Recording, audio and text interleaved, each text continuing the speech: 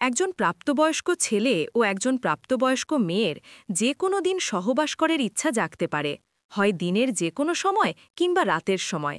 কিন্তু বিজ্ঞান কি বলে সেটা আমাদের সকলের জানা উচিত।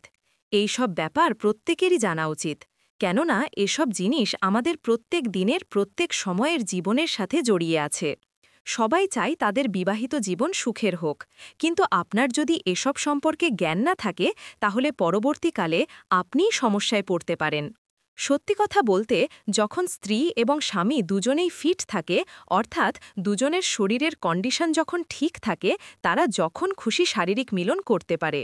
সেক্ষেত্রে দুজনেই যখন ফিট থাকে, তখন তারা চাইলেই প্রতিদিনই সহবাস করতে পারে।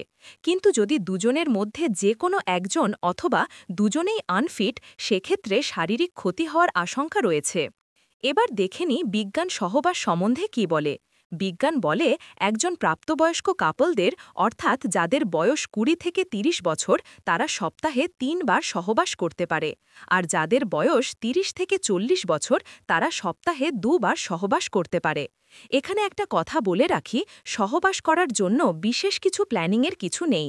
যখন কাপেলগণ উভয়েই ইচ্ছুক, দিনের যে কোনো সময় কিংবা রাতে, তখনই সহবাস করা উচিত।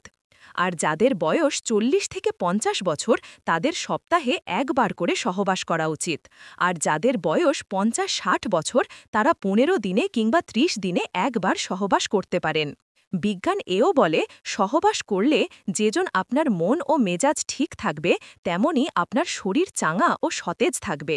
আবার যারা যারা সদ্য বিবাহিত হয়েছে, তারা আবার দিনে ২-৩ বার করে সহবাস করে, কিন্তু দিন দিন সময়ের চাপে এই ইচ্ছা কমতে থাকে। কিন্তু বিজ্ঞান একটা কথা বারবার বলে, সহবাস তখনই করা উচিত যখন দুজনেরই ইচ্ছা থাকবে। আর এও বলে, এই সহবাস করতে যেয়ে যদি কোনো ঐকজনের ইচ্ছা না থাকে, তাহলে সহবাস না করাই শ্রেয়। বিজ্ঞান এও বলে, সহবাস করার সময় তাড়াহুড়ো করবেন না, তাতে আপনার ক্ষতিই হবে, লাভ কখনো হবে না। আবারও বলছি, সহবাস করা কোনো খারাপ জিনিস নয়। সহবাস করলে শরীর, মন, মেজাজ সব কিছুই ভালো থাকে।